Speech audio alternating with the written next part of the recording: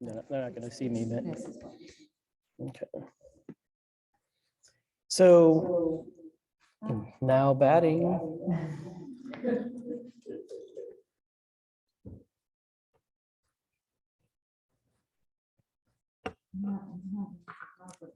Now.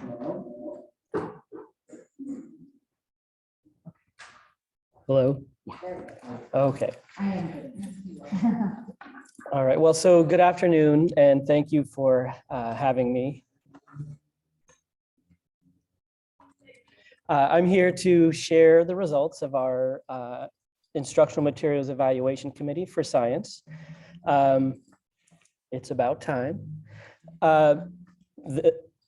This is the toolkit for instructional materials evaluation, and this is or was an incredibly comprehensive process for evaluating instructional material. I would argue probably very few districts have done it to the degree we have. And I'm here to present the team's findings and then share their recommendation. But I wanted to give you a little bit about the process. So the process, we'll kind of walk through this relatively quickly, as comprehensive as it is, but we started with developing a district lens. Part of the process is, since no material is perfect for any one district or context, what works for Lakeside and what about us do we need to address or think about as we consider instructional material? We pre-screened a lot of material.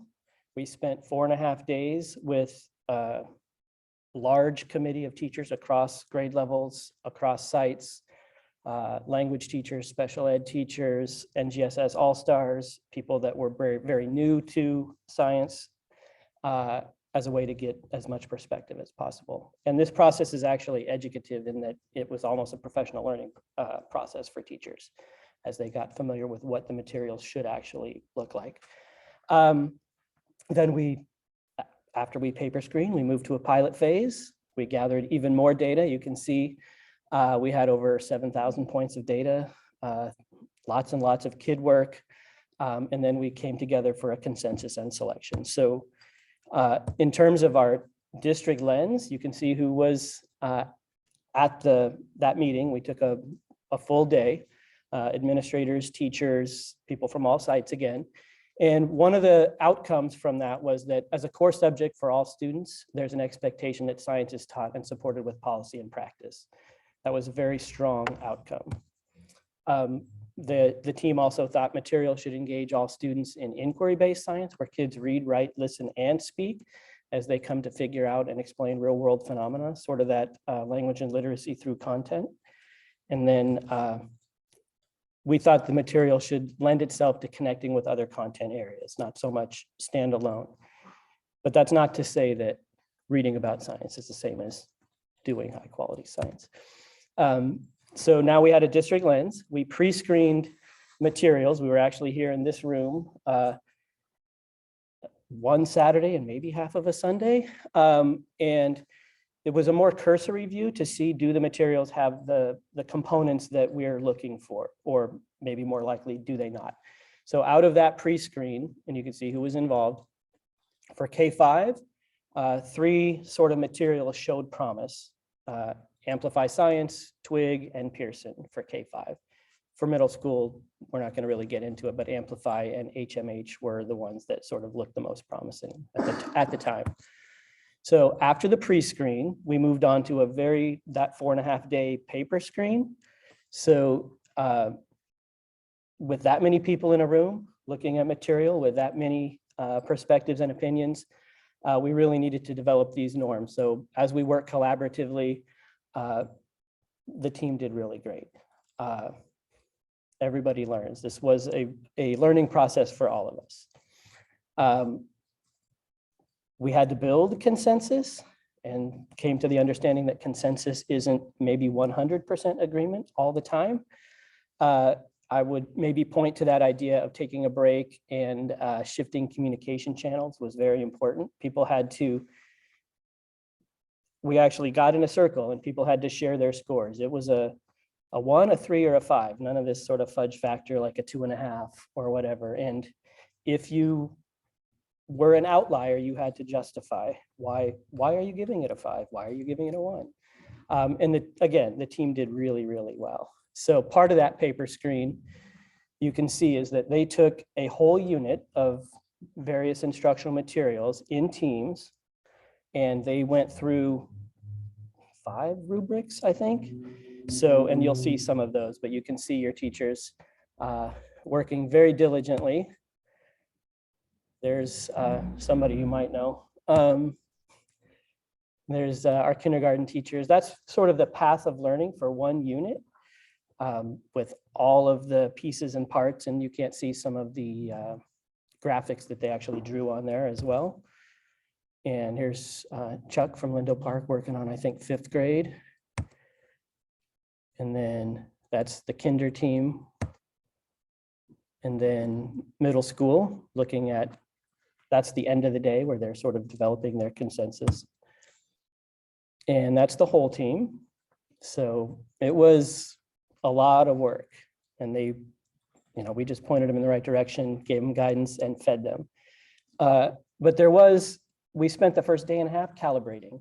So we actually used an instructional material not under review to calibrate the team so that they knew what a 1 was, a 3 was, a 5 was, what we were looking for with the various rubrics. That part was very helpful. So out of this paper screen, we generate a score for these 4 rubrics in this case. So the foundational rubric is, does it have the components of high quality NGSS material? Does it have all the things it's supposed to have? Student work, we looked at what students were expected to do. They actually mapped it out on their all that chart paper and sticky notes, and then rated it on the rubric. And then student progress is monitoring student progress, assessment kind of things. How many different ways are we assessing kids? How many ways do kids have to show their understanding?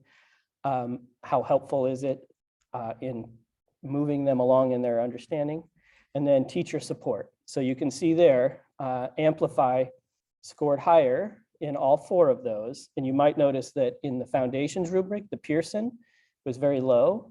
So the team, there's a component in the process where if you don't have the foundations, we don't want to spend the time and energy looking for all these other things that are not likely going to be there. So they dropped that one after the foundational rubric. So we were left with Twig and Amplify to move on to a pilot, actually trying it in the classroom. So things might look fantastic on paper, but do they work with kids and teachers in the real world? So you can also see that there's a focus on student learning. There's a student reflection piece, which was very important. We asked kids. So teachers, before they even piloted, they decided, the team, for each unit, what 3 to 5 places were they going to dip in and collect student work so they could actually see, is the material generating the kind of student work that we want to see? And then we ask students, what did you learn? What questions do you still have? How hard did you have to think? There's a teacher reflection as well. And then there's also a rubric for teacher support. How supportive are the materials for teachers? How, not quite user-friendly, but how supportive are they? Each of those 4 rubrics also had a strengths and limitations component, knowing that nothing is perfect. So even though something may score really high somewhere, there may be some gaps based on our district lens that we might need to consider as we implement or move forward. So after the pilot, here's data from part 1 night of looking at pilot data, because they brought all that work, and then we all met here. So if I go back, just because there's nobody here, this is data from one group. So the Twig folks all came together on one night, way up in the Eagle's Nest. That's all their data, or maybe that's Amplified data. And then the Amplify folks met separately, got all their data. And then we came to the district office here, shared all the data, had those conversations, and put all the scores together. And so for the pilot data, Amplify scored higher in student work and teacher support.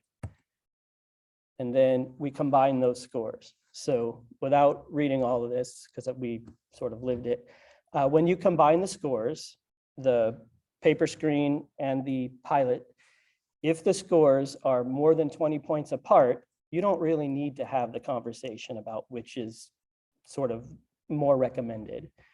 And we draw a cut line, and conversation is kind of, okay, this one has risen above. So if you look, the Amplify scored more than 20 points higher. We did have a short conversation because we don't want to, jip people out of that. But the data is all there, and everything was evidence-based. They had already had those conversations. So now that we have essentially a decision, it's time to select and recommend. So the teachers themselves had to dig back into the evidence and write the report. The teachers wrote most of this report, and that, in case you have insomnia issues, you might want to read that report. But it has not only why one was recommended over the other, but also why one was not recommended. So there's evidence sort of against and for. So developing consensus as this group of incredibly hardworking teachers based on evidence and having those tough professional conversations, we left with one voice. We wanted to make sure everybody knew this is a group decision. This isn't, you're gonna go back to your site or talk to someone in the parking lot and say, well, they picked that one, but I really wanted this, right? It was such a process, there was no really room for that. And they were really, really good with that. In the report, those strengths and limitations, even though there's a recommendation, those are in there so that will inform district implementation plan moving forward. What do we need to think about? So with all of that work, I'm here to kind of present the Instructional Material Reviews Committee recommendation for the adoption of Amplify Science for K-5 science instruction. In your report of findings, you'll see there's an executive summary, so you don't have to read the whole thing. Lots of additional data, and like I said, why we're recommending it, why they're not recommending the others, and then there's a whole bunch of appendices. And maybe even more importantly, because if you have material, that's like the first step. So we have these sort of three leverage points: the material itself, the professional learning that needs to accompany it, and policy and practice that support. So we need an implementation plan. So how do we sustain the work? I would not want teachers to do all this work and then here you go, good luck. So we do need continued LCAP support for instructional materials, for professional learning, for leadership. We need policies that support science for all students, not science maybe as if you got time on Friday and you don't have any missing work. And this is maybe keeping me awake at night a little bit. Materials management. So because both things we looked at are kit-based, there's going to be some replenishment things, there's going to be some storage things we need to consider. And I can recall back in way back when we had our FOSS and Carolina kits, a lot of those were sort of abandoned, or they just took up a lot of room and they were put somewhere and sort of forgotten about. So if we manage our materials right, I'm sure we will be fine. And then continue to implement strategies to integrate high quality science into all of our systems and structures for all kids. And with that, I thank you for your time, and I hope that we are finally getting stuff for our teachers. That's it. Thank you and for all your hard work.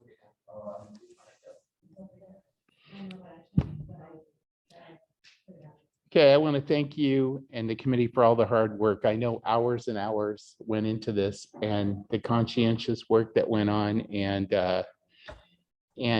I'm excited that we're getting new science materials, being a former science teacher in the district. And also that I like the idea of kit-based, because then the teachers don't have to go out and buy materials. The materials will be a part of the kits. And I know with NGSS and the phenomena that actually the practices are as important as the concepts. And so that the kids are not only going to learn about science, but they're going to do science. I used to tell my student teachers, kids are never going to remember your best worksheet, but they're going to remember doing an experiment, growing plants at Riverview. I was lucky enough to go to their open house, and I got to go to classroom and see all the hands-on stuff that they were doing with students, and including all their growing of the different plants and stuff. So I'm really excited. And since we are schools of arts and sciences, it is so cool that we're finally getting to be able to purchase the materials that will align our teaching to NGSS and to all three dimensions of NGSS. So thank you again.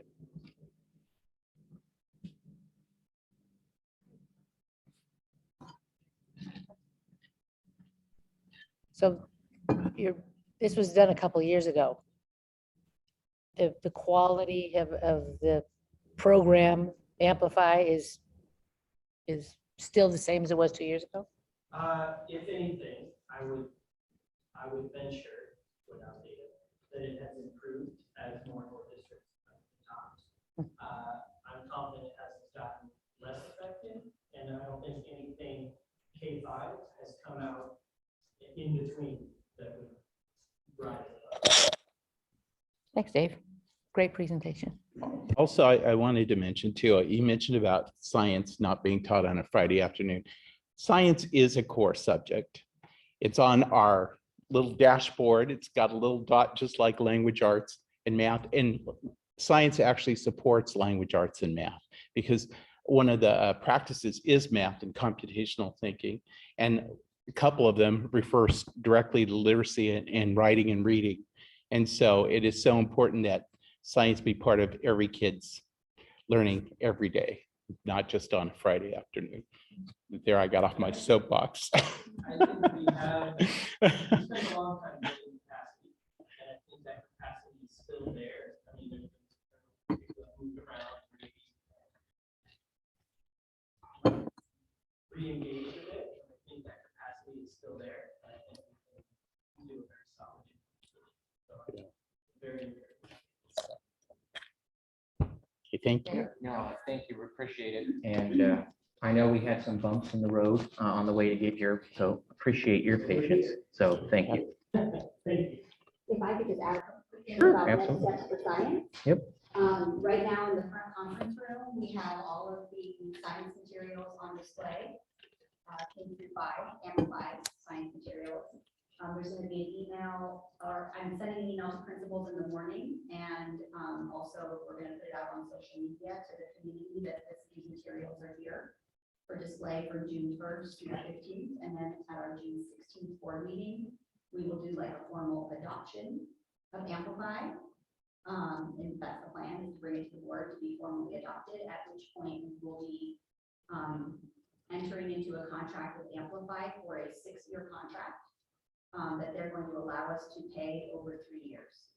So it's costly, it's about $1.2 million, but they're going to break it up into 3 payments over a 3-year period. But that will include access to, every teacher will get the actual materials, but will have access also to all the online materials. And it will include a schedule of replenishment of all of the supplies for the full 6 years of that contract.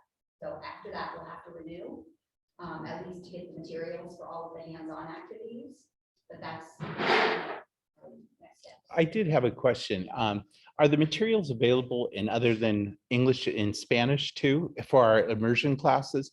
And so in case a teacher wanted to teach their science as part of their immersion program, or I don't know about Mandarin, is that asking too much? But it'd be cool if all the languages were available in written and oral form, because I know a lot of times kids can listen to text, especially if kids are having trouble with reading, then they could hear the text. orally. Oh, sorry, go ahead. No, that was one of the sort of district lens components, that these materials be available for our immersion folks, and they are. I would assume that what they had 2 years ago is even more robust in for Spanish for sure. But a lot of the books, a lot of the little cards, vocabulary things that they use. At the time, I don't think the teachers' editions were in Spanish. Some teachers wanted that, but some teachers said we don't need that. I think their big thing was they didn't want to have to translate all the materials all the time. So Right. No, I think they are available. But It's it's a only huge- Spanish, right? Not Mandarin. That's a Kirk Yeah, question for it's sure. Spanish only, not.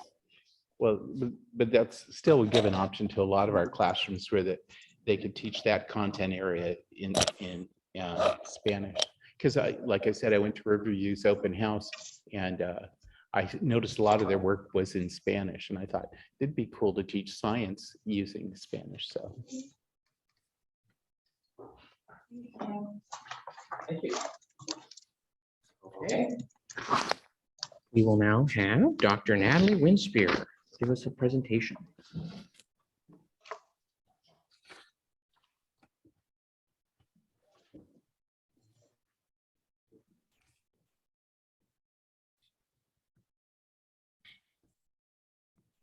Okay, and I'm going to say, pardon me ahead of time because I have a cold right now.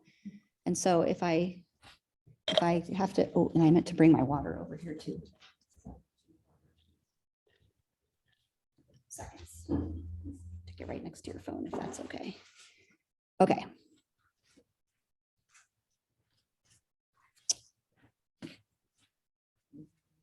I think I unmuted before can you check? I have to stop sharing. Okay, thank you, Holly. Okay. Okay, so good evening and thank you for the opportunity to share with you all tonight. Tonight, I'm just going to talk for a few minutes about the survey that we put out to the staff here in Lakeside regarding the assistant superintendent position. I'm going to talk a little bit about my background and experience as well as my mission and vision for the role of assistant superintendent in Lakeside. So I'm going to start with the survey responses. The survey asked 3 questions. How can this position best support our teachers and staff? We asked folks to list 3 qualities that are important to the Ed Services Department, the Assistant Sup of Ed Services. And then we also asked, what support would you like in reaching our LCAP goals? So for question number 1, how can this position best support our teachers and staff? The responses to this question were kind of all over the place. I had to really look very carefully through it to kind of find themes because people had a lot of different ideas. But it essentially, the most of the responses boil down to these 3 big ideas, which is 1, effective professional development. They'd like that professional development to be close to the classroom, science, arts, STEAM, and English learners related. And they would like it to result in equitable student outcomes. They would also like communication. They want someone to listen and take input, someone who provides frequent communication, someone who is approachable and open, and they want someone who's visible and approachable. So present on school campuses, connecting with students, and a partner with site leaders. For the next question, they were asked to list 3 qualities that are important to this department.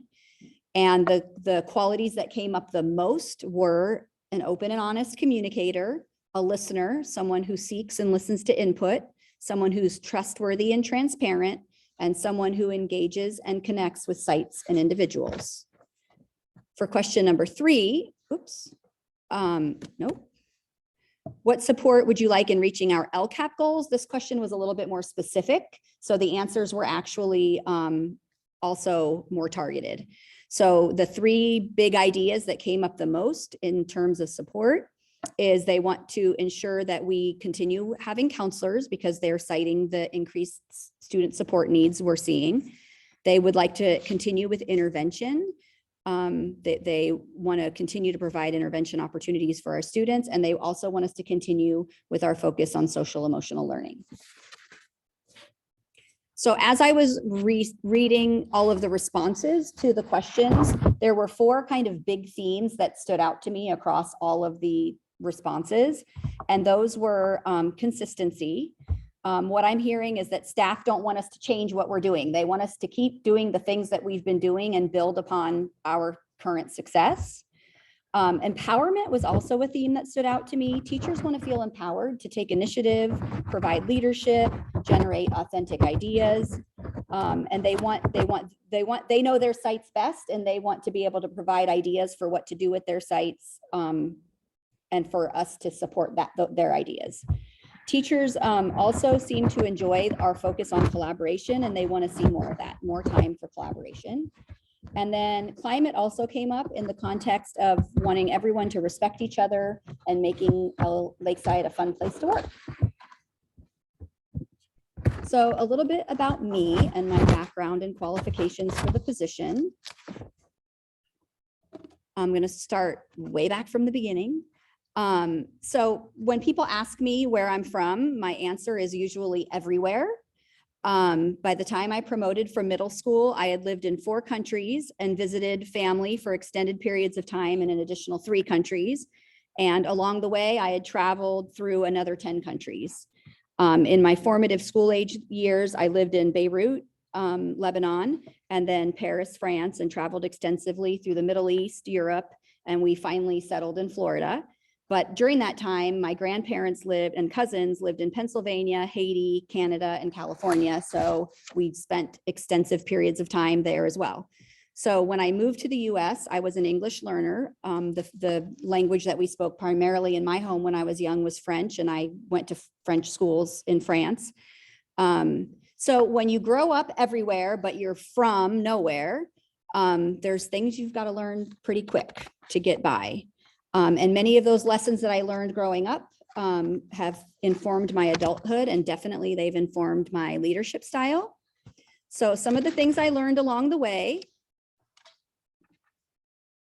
are that you can win people with communication and an open mind. So from birth, I had to adapt to my ever-changing environment. In order to just be in the place where I found myself, I had to be willing to learn new things.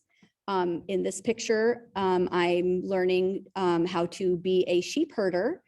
I'm hanging out with my new best friend, who was my best friend for about 3 days. We were visiting the lost city of Petra in Jordan, and there was no kids to play with, but there was this young woman who was a sheep herder.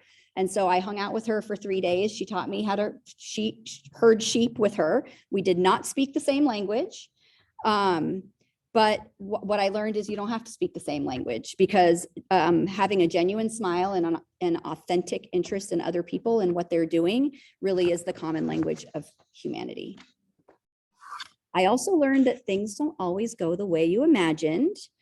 Here I am at 6 years old with my first black eye. I got it standing up for my sister when she was being bullied in a new neighborhood we had just moved into.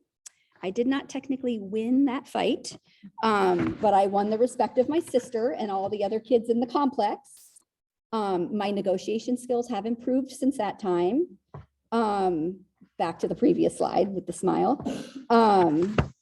But this also led to another important lesson. I learned that it's okay to fail forward. That's one of my many mantras. I say it a lot.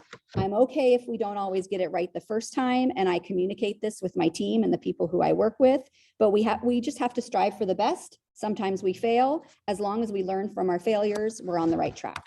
So I'm not saying I want to fail, but what I'm saying is sometimes, if you're going to take a risk, it may not work out the way you want it to. I also learned to be thick-skinned and well-balanced like a rhinoceros. Being in a new environment, you learn leadership skills such as having a thick skin.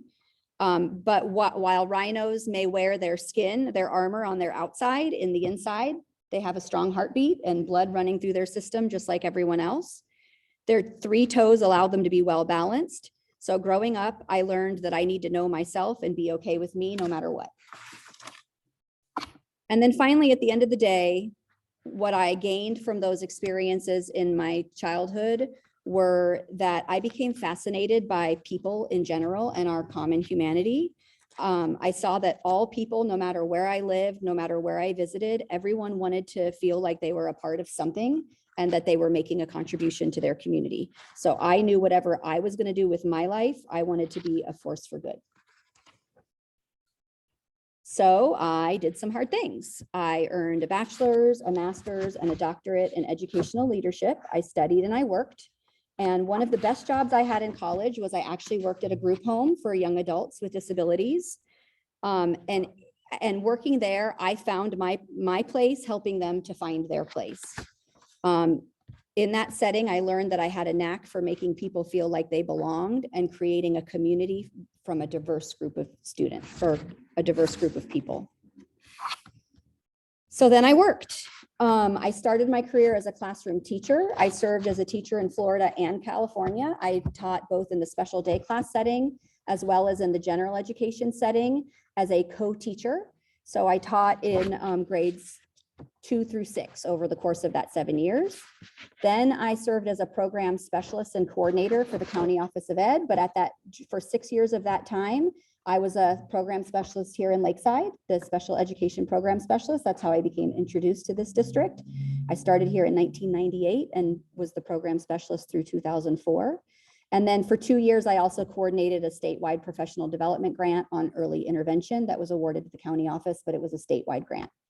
Then I became a site administrator and I served as a site administrator at Springall Academy. My title was curriculum coordinator. At Springall Academy, we did not have traditional titles like principal and vice principal. We had a director and a curriculum coordinator. So I was responsible for all state adopted curriculum adoptions in all subject areas, K-12, it was a K-12 school. I was responsible for hiring, supporting, and evaluating all teachers, professional development for all teaching staff, and coordinating curriculum and credits with multiple school districts. Then I moved on to being an assistant director and director in Grossmont, in Mountain Empire, and then here as the director of special education. And I think it's worth noting that while some folks might see an area of expertise in special education and assume a lack of understanding about general education, in my opinion, it's exactly the opposite. All students are general education students first. Someone with expertise in special education must have first a deep knowledge of standards, curriculum, and effective teaching practices for all students. And then second, be adept at creating entry points for diverse learners to show their learning, creating entry points for diverse learners and create multiple means for students to show their learning. So special educators also have unique experiences with modifying the curriculum. We have increased accountability and we have an expectation of intensive collaboration and input from families regarding goals for student progress. So after 6 years of directing, I became executive director here in Lakeside. And I'm incredibly proud of the work that we've been able to do in the 10 years that I've been here. And I am going to highlight some of those on the next slide. But I also think it's worth noting that if you add up all these numbers here, you will come to the conclusion that I am in my 30th year as an educator this year. And of those 30 years, I have served 16 of them here in the Lakeside Union School District. So having come from being from everywhere and nowhere all at the same time, having put down roots here in Lakeside for me is very gratifying. So accomplishments that I'm proud of. All of these accomplishments were accomplished with a lot of teammates. So not just me. These are not my accomplishments. These are our accomplishments. And there's way more than 6 of them, but I'm going to only highlight 6. So one of the things I'm really proud of is that we've created a culture of support and wellness here in the Lakeside School District. There are so many points to that, but I will just hit a few of them. From starting with a vision to creating a strong and aligned and effective counseling team. I've been part of the LUSD expanded, and by expanded, I mean expanding to elementary school counselors since day one when I came to cabinet with a proposal for elementary school counselors. We've also been able to bring mental health services to our school campuses so that students can get the mental health support they need when they need it in their school day. We've also been able to ensure that our students have social emotional learning and behavioral support in school so that they can learn to be and stay where they belong, which is in their community for the vast majority of students. And then most recently, our partnership with Noom, we got some statistics from Noom recently. We have 260 staff members using Noom, and we have cumulatively lost 350 pounds. And we just put out a new advertisement because we have it free for everyone for a year. So we're still encouraging folks to join if maybe they're ready. Maybe they weren't ready 2 years ago or 2 months ago, but they're ready now. So we just did another advertisement. I also feel like we've made our schools safer. Over the last several years, we've made sure that our site teams know how to effectively assess threats by doing threat assessment training. We also have created a way for our students to report anonymously possible threats to their school and to also anonymously report when they're worried about a friend, maybe possibly due to issues of depression or self-harm. We've ensured that our counselors have protocols to follow when students are harming themselves or are worried about their well-being. Excuse me. And we've also made sure that our school staff know how to respond in the event of school emergencies and that students have access to the support that they need to grow into safe and healthy citizens. We've also put a ton of effort into keeping our attendance up. Our efforts have evolved over the years in this area, but it's always been a huge area of focus for us. Our efforts revolve around staying connected with families and supporting them through hardship and making school a priority. And by we know that school is the safest place for students to be. Even regardless of what's happening, school remains the safest place for students to be. So engaging with families and ensuring that kids are in school has been an important part of our support. We've also been able to build tiers of support in Lakeside. So going way back to 6 or 7 years ago when we started with counselors and PBIS, we have worked every single year on building our tiers of support. We started, as you know, with social emotional learning and the behavior team and school counselors. And now we've moved into the academic realms with continuing to build intervention systems, our alignment and calibration work. We still have a lot more to do around MTSS, but we're going slow to go fast, so to speak, and we're adding layers every single year, maintaining what we started 6 or 7 years ago and doing a little bit more every single year. And then I'm also really proud of our equity mindset that goes hand in hand with MTSS. And it's essentially just all about every student gets what they need when they need it. And that is, again, the whole point of having tiers of support. So we are welcoming more and more students in our district from diverse backgrounds, and we're paying attention to making sure everyone gets what they need. And we're not only meeting the needs of our students, but we're also, working hard to meet the needs of our employees as well. That equity mindset isn't just about our kids, it's about our employees.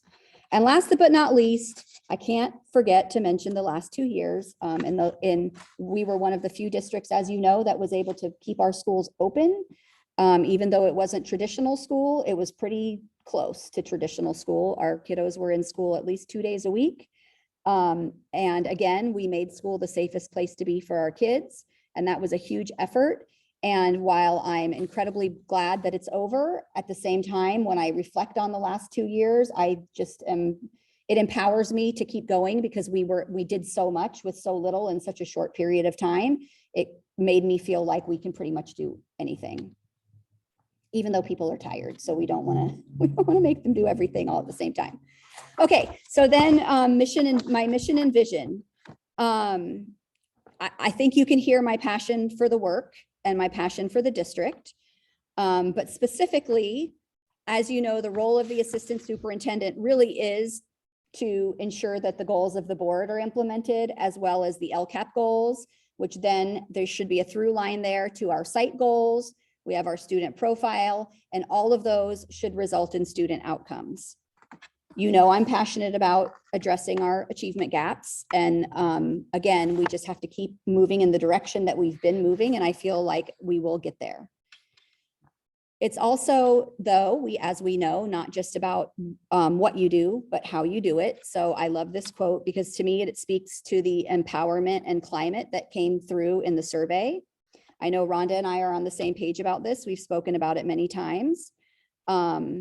I believe that we can do amazing work for our students and love to come to work every day. When I wake up in the morning, this is the climate that I seek to create in the Lakeside School District. So qualities and outcomes.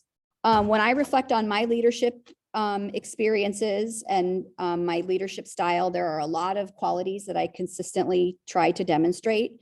I chose these 4 because I feel like they're particularly relevant to the results of the survey. As you heard, transparency came up loud and clear, and I am very confident that I lead with transparency. I never have anything to hide. I put my intentions out in all circumstances because I'm always confident that what I'm doing is good for kids and good for the organization and aligned to the goals that we've set forward together as a team. Authenticity, like transparency, is just who I am. What you see is what you get with me. Everyone I work with will validate that. There are no errors. There is just Natalie. I'm also very tenacious. I work hard. I strive to meet any goals that I've set for myself or that the organization that I work with has set. I believe that it is my job to be dogged in achieving our goals and pursue the best outcomes for our students. And then finally, humility. Since I'm telling you about myself, this is not my most humble moment right here and now. But as I always tell people, the only time it's socially appropriate to brag about yourself is in a job interview. So that's what I'm doing. But in most circumstances, I'm highlighting other people, not myself. I'm always happy to give credit to others, to cite where my ideas come from, which is usually a brilliant member of my team, and to share wins with my team. You will rarely hear me talking about myself, what I know, or what I did. I feel like it's the role of a leader to promote the great ideas and accomplishments of those on our team. And finally, my vision for Lakeside, what I plan to create, what I think we all are striving to create together, is that together with cabinet and our labor partners and staff, we can create an organization that achieves all of these characteristics. Again, there's so many more, but I had to land on a few. We all need to feel like we have a collective purpose. And in order to have that, we need clarity.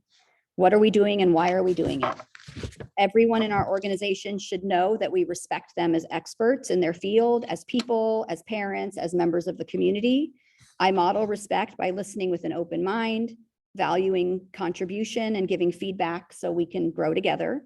When people know where we are going, why we are going there, how we're going to get there, we create clarity, community, and synergy. That in turn creates trust and productivity. And we can't forget fun. There is no reason we should not be having fun in our work. Kids are fun. Kids should have fun learning and they should have fun in school. So seeing adults who love their work teaches our students that life can and should be joyful. So I want to play a part in making the Lakeside School District a fun place to work where we do amazing things for students and feel joy in accomplishing our work together. Thank you, and questions?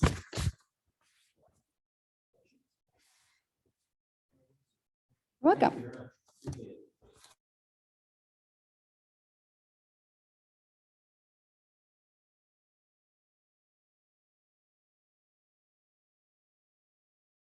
Public hearing to receive input on our initial reopener proposal to the district from the California School Employees Association. I'll open that hearing. Do we have any comments? Okay, I'll close the hearing. All right, approval is requested of the initial reopener proposal for the 22-23 school year for the district to the California School Employees Association and a Chapter 240. I need a motion.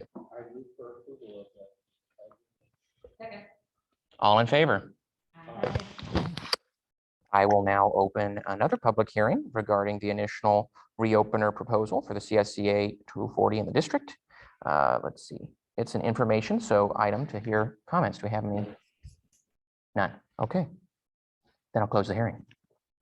All right. Adoption is requested of personnel assignment order number 202213. I need a motion. I'll make a motion to adopt the requested personnel assignment order. Favor. All right.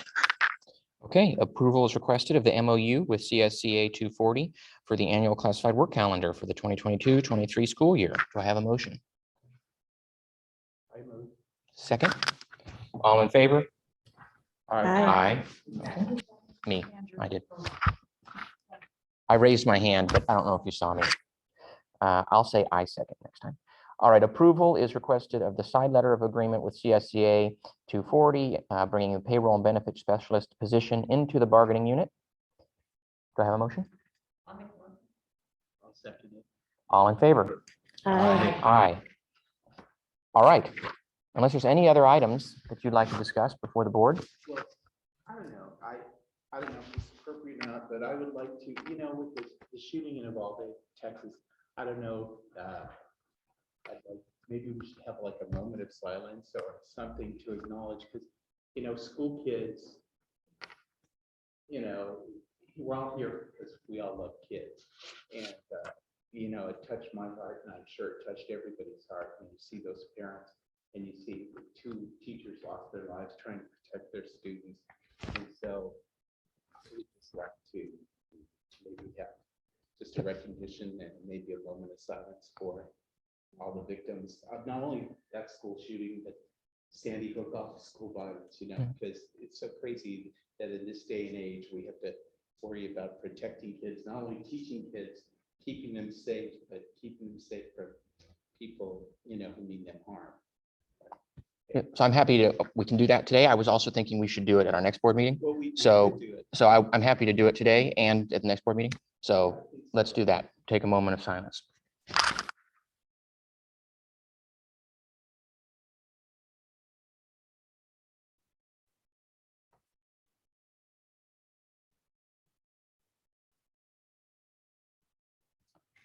Any other comments? Okay,